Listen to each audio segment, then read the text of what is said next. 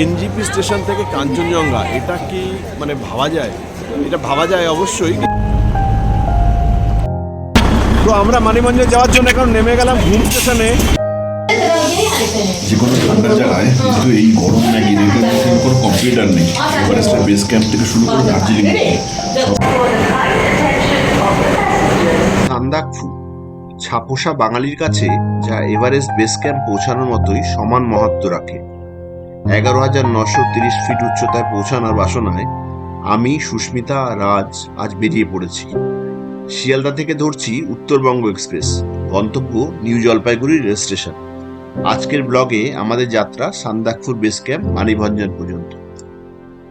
একদম রাইট টাইমে ঢুকিয়ে দিয়েছে 6:20 আমরা এখন এনজিপিতে। এখান থেকে সোজা এখন ওই স্লোপ পেরিয়ে প্ল্যাটফর্মটা ক্রস করব, তারপর গিয়ে গাড়িটা ধরবো, মানিকভঞ্জন যাব। মানিকভঞ্জন সকাল সকাল যদি না পৌঁছাই তাহলে কিন্তু আমাদের আবার 2টোর মধ্যে ওখানে গেট বন্ধ হয়ে যাবে। সান্দাকফুর যে রুটটা সেদিকটা কিন্তু অ্যাভেল করতে পারবো না। তাই জন্য কিন্তু আমরা এখন ওদিকটাই সোজা গাড়িটা নেব। আর যেরকম এনজিপিতে আসলেই যেরকম মানে ফ্রেশ ফিলিং সেরকম হচ্ছে, সেই পাহাড়ের মানে অলরেডি বরফের হাওয়াগুলো পাচ্ছি মনে হচ্ছে।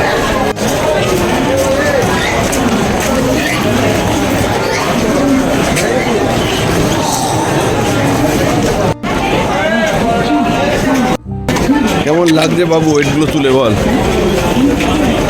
হ্যাঁ, তো শেরপা হয়ে গেছিস, শেরপা।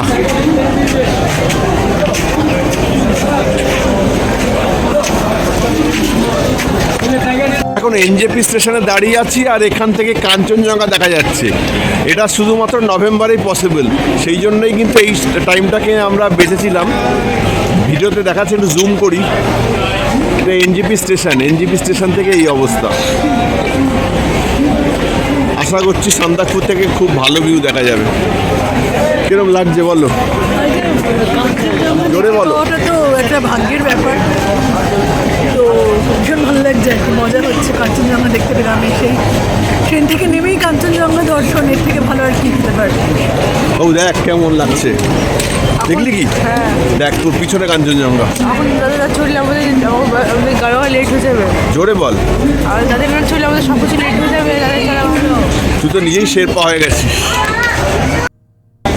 এনজিপি স্টেশন থেকে কাঞ্চনজঙ্ঘা মানে অবিশ্বাস্য একটা ব্যাপার। আমার ঠিক ব্যাকগ্রাউন্ডের পিছনেই কিন্তু কাঞ্চনজঙ্ঘাটা দেখা যাচ্ছে। কতটা ফ্রেমে আসছে বুঝতে পারছি না, কিন্তু মানে যারাই এনজিপিতে এসে কাঞ্চনজঙ্ঘা দর্শন পেয়েছেন তারা নিজেদের খুবই ভাগ্যবান বলে মনে করতেই পারেন। তো আমরা তাদের মধ্যে একজন। জার্নিটা শুরুটা ভালোই হলো, বাকিটা দেখি কীরকম হয়।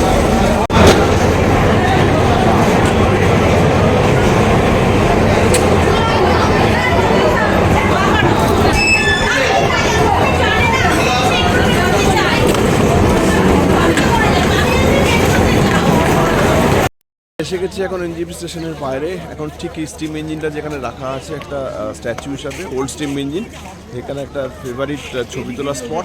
সেই জায়গাটা একটু দাঁড়ালাম, একটু ছবি টবি তুলে এবার আমরা গাড়ির দিকে রওনা দেবো। হ্যাঁ,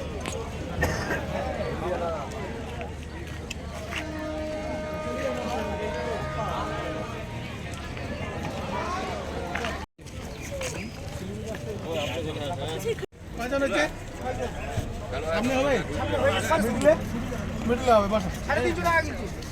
আরে 350 400 নিও তুমি। না 400 না, 350 টাকা, 350।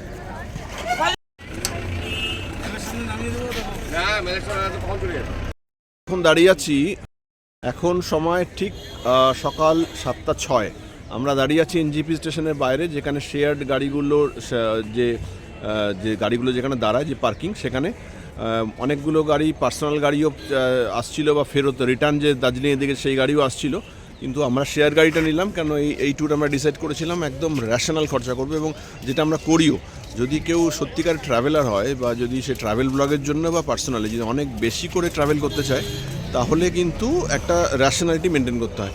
তো সব জায়গাতে কিন্তু এখানে কেউ পার্সোনাল গাড়ি নিয়ে যেতেই পারে, না যাওয়ার কিছু নেই। খুব একটা যে বিশাল অ্যাফোর্ডেবিলিটির বাইরে তা নয়। কিন্তু আমরা ডিসাইড করেছি যদি সেখান থেকে আমি সেম ডিস্টেন্স যেতে পারছি, হয়তো আমার 10 মিনিটস ম্যাক্সিমাম দাঁড়াতে হবে, কিন্তু তাতে যদি আমার খরচাটা প্রায় 50% বা 60% নেমে যায়, তাহলে আমরা তাতেই যাব। সেই হিসাবে করেই কিন্তু আমরা শেয়ার্ড গাড়ি নিলাম। এনজিপি থেকে গাড়িটা ছাড়তেই একটু এগোতেই সবুজের সমারোহ শুরু হলো দুপাশে। এই জায়গাটা আসলেই কেমন যেন অদ্ভুত একটা ভালো লাগা ঘিরে ধরে। সবুজ, দুপাশে চা বাগান, দূরে পাহাড়, উপরে পুরো নীল আকাশ, এত বড় স্কাইলাইন, একটা অদ্ভুত বাতাসে একটা চায়ের চা পাতার গন্ধ, সব মিলে কিন্তু ভালোবাসাটা একাকার হয়ে যায়। এই জন্য উত্তরবঙ্গকে কিন্তু আমি একদম মানে সময় পেলেই ছুটে আসি। আমার প্রচন্ড ভালো লাগার জায়গা উত্তরবঙ্গ। আমরা চলেছি এখন রোহিণীর পথ ধরে। রোহিণীর এই জায়গাটা কিন্তু দার্জিলিং এর অন্য মতো পেঁচানো, বেশ সোজা রাস্তা, খুব একটু খাড়াই আছে বটে, কিন্তু অতটা গা গোলানোর ব্যাপার নেই। এবং চারপাশে কিন্তু প্রচুর প্রচুর ঝর্ণা, পছন্দের রাস্তা। আর এই দেখুন রাস্তাটা কিরকম ভাবে হঠাৎ করে কতটা ডিগ্রিতে টার্ন নিচ্ছে। আমি রাস্তাটাকে বেশি করে দেখাই এই কারণেই, কারণ রাস্তাটা চলার পথটাই তো আনন্দ। পৌঁছে গেলে ডেস্টিনেশনটা তো কোনো ব্যাপার নয়, রাস্তার দুপাশেই চলার আনন্দেই তো ধেয়ে চলা, তাই না? দুপাশে এত সুন্দর সবুজ সমারোহ। আর ওই আরে আরে ওইদিকে তো কার্শিয়াং দেখা যাচ্ছে পাহাড়ের উপরে। আর এপাশে তো প্রায় হচ্ছে দার্জিলিং এর টয় ট্রেনের লাইন দেখা যাচ্ছে। এখন এনজিপি থেকে রেগুলার টয় ট্রেন চলে। অবশেষে আমরা এসে পৌঁছলাম কার্শিয়াং এ। কার্শিয়াং বেশ জনবহুল জায়গা। যাচ্ছি রোহিণী হয়ে। রোহিণীর রাস্তাটা প্রায় কিন্তু 25 কিলোমিটারের মতো কম। তো দার্জিলিংয়ের আগে ঘুম স্টেশনের ওখানে নেমে যাব, ওখান থেকে আবার গাড়ি নিয়ে যাব হচ্ছে মানেভঞ্জন। ব্রেক জার্নি করে যাচ্ছি। এবার এখন এই মুহূর্তে কিন্তু আমাদের কার্শিয়াং থেকে একটু এগিয়ে একটা পাহাড়ের উপরে সেটা নিরিবিলি একটা ছোট্ট একটা ক্যাফের সামনে দাঁড় করালো ড্রাইভার। অনেকক্ষণ চলার পর, প্রায় 1.5-2 ঘন্টা চলার পরে এখন একটু মোমো আর একটু ঠান্ডা ম্যাগি খাবো। ঠান্ডা ম্যাগি বলছি, গরম ম্যাগি খাবো এই ঠান্ডার মধ্যে। অলরেডি কিন্তু ঠান্ডাটা লাগতে শুরু করেছে, তাই না? ওয়েদার কিন্তু অনেক আগের থেকে অনেক চিল্ড হয়ে এসছে, ঠান্ডাটা কিন্তু ফিল হচ্ছে। জলে হাত দিলে জলে মানে ঠান্ডার ছাকা লাগছে, তাই তো? আর তোর আর কি মনে হচ্ছে বল? কানে তালা লেগে গেছে। কানে তালা লেগে গেছে, মানে পাহাড়ে উঠতে গিয়ে তার কানে তালা লেগে গেছে। প্রেশার ড্রপ করেছে সারাউন্ডিং, তাই তো? কানে সেজন্য ইমব্যালেন্স হয়ে গেছে কিছুটা। এটা তো হয়, পাহাড়ে উঠলে হয়। তো এবার যাওয়া যাক, খাওয়া যাক, তারপর আবার জার্নি স্টার্ট করতে হবে। মানেভঞ্জন পৌঁছাতে হবে। ওখান থেকে ডকুমেন্ট রেডি করে 2টোর মধ্যে স্টার্ট না করলে কিন্তু আবার ওখানে রোড ব্লক হয়ে যাবে, গেট ব্লক করে দেবে। তার আগে আমাদের আজকে টুমলিং পৌঁছতেই হবে। দেখা যাক। আমার ভীষণ ঠান্ডা লাগছে, তাই ট্রেনে দাঁড়িয়ে আছি। এই ঠান্ডা এই অবস্থা, তাহলে ইয়েতে কি হবে? ঠান্ডা খুঁতে কি হবে আমি জানি না, এখানে বেশ ঠান্ডা লাগছে। এখানে গরম ম্যাগি অর্ডার দেওয়া হলো তো, তাই জন্য। বাড়িটা কিন্তু হেভি লেগেছে, একদম নিচে পাহাড়ের উপরে। পুরো আকাশ কিন্তু ঝকঝক করছে, ওয়েদারটা কিন্তু পারফেক্ট। গরম মোমো, চা, নে খাওয়া শুরু কর।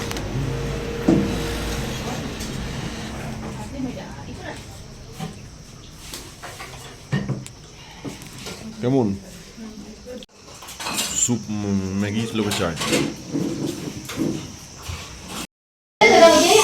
যে কোনো ঠান্ডার জায়গায় কিন্তু এই গরম ম্যাগির কিন্তু কোনো কম্পিউটার নেই। এভারেস্টের বেস ক্যাম্প থেকে শুরু করে দার্জিলিং সব জায়গায় ম্যাগি হিরো। এখন আমরা ম্যাগিটাই খাবো। ঠান্ডা রান্না করতে শুরু করেছে। বেশি ঠান্ডা কিন্তু জাঁকিয়ে বসেছে। ম্যাগিটা খুব ভালো লাগছে খেতে।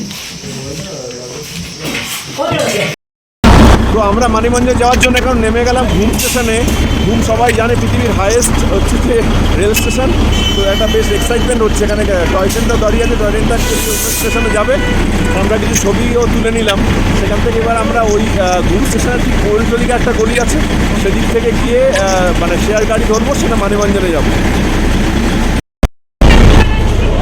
গতবার ঘুম স্টেশনে যখন টয় ট্রেনে একটা রাইড নিয়েছিলাম, তখন একটা স্যুপ আর মোমোর দোকান বসছিল। সেই টেস্টটা আমি এখনও ভুলতে পারিনি।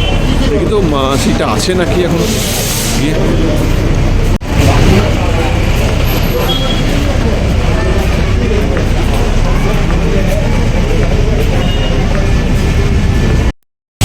না, স্যুপের দোকানটা পেলাম না আনফর্চুনেটলি।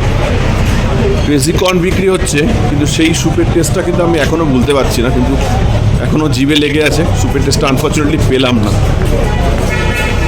হচ্ছে রুকস্যাক আর ট্রলি, এটা নিতে নাকি ও নিয়ে মুভ করতে মজা লাগে। আটকে দিচ্ছি। ঠিক আছে, চলো চলো চলো চলো, ওই রাস্তাটা সোজা যাব। ওদিকটা গেলে ওইখানে ওদিক থেকে মানিভঞ্জনের গাড়ি আছে, মানে ঘুম মিউজিয়ামটা তার ওপাশ থেকে যেতে হবে। এই যে ঘুম মিউজিয়াম, গতবার এখানে আমরা নেমেছিলাম না?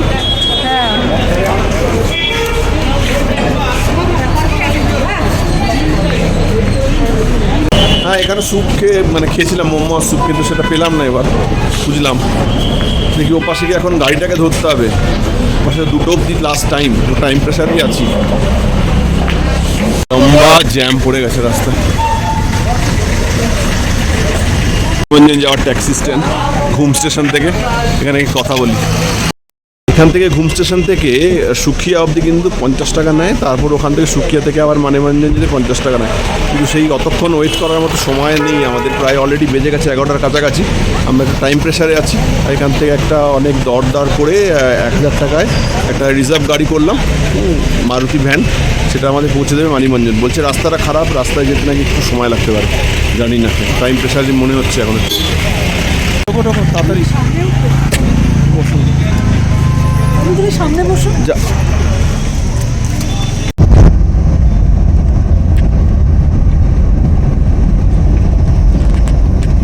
মানিভঞ্জন যাওয়ার পথে তো এই লেপচা জগতের এই রাস্তায় পাইন ফরেস্টের সামনে লম্বা একটা জ্যাম লেগে গেছে গাড়ি এখানে। তো সেই সুযোগে আমি ঝট করে গাড়ি থেকে নেমে পড়লাম, ভাবলাম একটা ভিডিওটা তুলে নিই।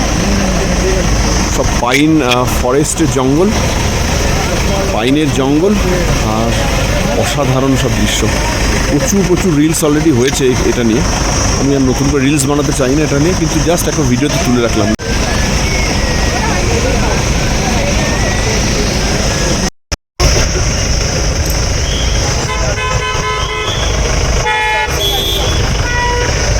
ফরেস্টের মধ্যেই লম্বা জ্যাম, তার মধ্যে গাড়ি প্রায় নিউট্রালে গড়াতে চলেছে, তার মধ্যে দিয়ে আমিও যাচ্ছি নেমে। যতটা ভিউ দেখা যায়, আরে ভাই এটা তো দারুণ দেখাচ্ছে এই জায়গাটা।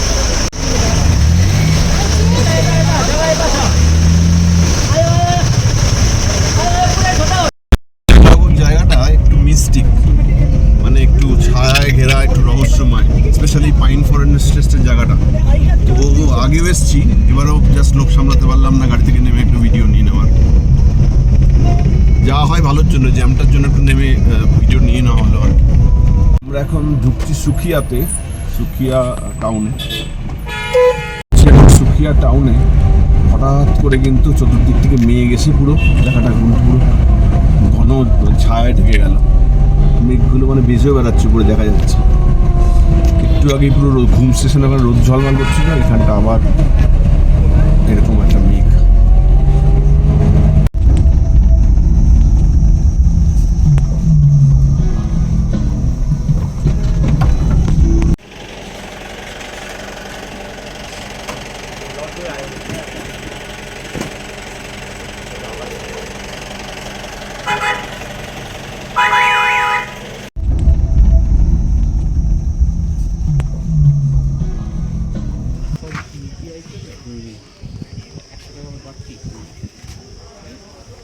लैंड रोड चार्ज ना बाबू, अब तो बहुत लेट हो रहा है, तो एक काम कीजिए, नहीं आज तो আমরা মানিভঞ্জন পৌঁছে গেছি। এখান থেকেই বুকিংটা করতে হবে, সান্দাকপুর যাওয়ার আর টুমলিং যাওয়ার। আমরা বলেরো পাই না ল্যান্ড রোভার পাই দেখি। তো আজকে আশা করি আমাদের এই ব্লগটা ভালো লাগলো। সেকেন্ড ব্লগে আমরা এখান থেকে অনওয়ার্ডস জার্নিটা পুরো দেখাবো। সাথে থাকবেন, দেখতে থাকবেন, কমেন্টে লিখবেন কেমন লাগলো। Bye bye.